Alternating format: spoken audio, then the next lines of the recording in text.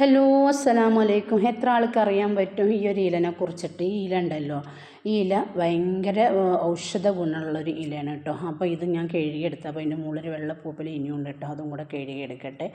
അപ്പോൾ ഇത് നമുക്ക് നമ്മളെ മൂത്രത്തിക്കല്ല്, കിഡ്നി സ്റ്റോണ്, അതുപോലെ പൈൽസ്, നമ്മൾ മലം പോകുന്ന അവിടെ പൊട്ടൽ, പിസ്റ്റുല, ഇതിനൊക്കെ ഒരു ഉത്തമ ഔഷധമാണ് കേട്ടോ. അപ്പോൾ ഇതുള്ള ആൾക്കാർ രാവിലെ ഒരു വെറും വയറ്റിൽ ഇതങ്ങോട്ട് കഴിച്ചാൽ മതി. പിന്നെ നമുക്ക് നമ്മളെ ശോധനക്കുറവ്, നമ്മളെ കുടലിനകത്തുണ്ടാകുന്ന നമുക്ക് പുണ്ണ്, വ്രണം, അതിനൊക്കെ നല്ലൊരു മെഡിസിനാണിത്. അപ്പോൾ ഇത് കിഡ്നി സ്റ്റോണുള്ള ആൾക്കാർക്ക് ഒരു ടെൻഷനും വേണ്ട. എത്ര വലിയ കിഡ്നി സ്റ്റോൺ ആണെങ്കിലും ഇത് കഴിച്ചാൽ പോകും കേട്ടോ.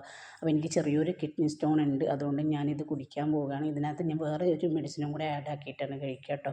അപ്പോൾ നമ്മളെ പൈൽസിനും ഇത് അരച്ചിട്ട് ഇതിനകത്ത് വേറൊരു മെഡിസിനും കൂടെ ആഡ് ആക്കിയിട്ട് കഴിച്ച് കഴിഞ്ഞാൽ പൈൽസിൻ്റെ അസുഖമൊക്കെ മാറുന്നതാണ് കേട്ടോ. അപ്പം ഞാനിത് നന്നായിട്ട് അരച്ചെടുത്തിട്ടുണ്ട്. അരച്ചെടുക്കുമ്പോൾ ഒട്ടും തരിയൊന്നും ഉണ്ടാവില്ല. ഇതൊരു കുറച്ച് ചണ്ടി ഉണ്ടാവും. നമ്മളിങ്ങനെ അരപ്പിയിൽ ഒഴിച്ച് കൊടുത്തിട്ട് ഇങ്ങനെ ഞെക്കി പിഴിഞ്ഞെടുത്താൽ ഫുള്ള് നീര് കിട്ടും കേട്ടോ.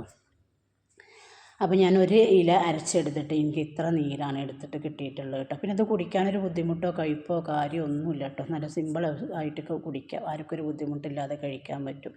അപ്പോൾ ഞാൻ ഒരു ഇല അരച്ചെടുത്തിട്ട് ഇത്ര നീരാണ് എനിക്ക് കിട്ടിയിട്ടുള്ളത്. ഇനി ഇതിനകത്തൊരു ഫുള്ള് വെള്ളം ചേർത്തിട്ട് അങ്ങ് കുടിച്ച് കഴിയുക. അപ്പോൾ നമ്മൾ രാവിലെ വെറുവായിട്ട് കുടിക്കുകയാണെങ്കിൽ ഏറ്റവും ഉത്തമം കേട്ടോ. രാവിലെയൊക്കെ സുഖമായിട്ട് നമുക്ക് ശോധന കിട്ടിപ്പോകും. അപ്പോൾ എല്ലാവരും ഒന്ന് ട്രൈ ചെയ്ത് നോക്ക്.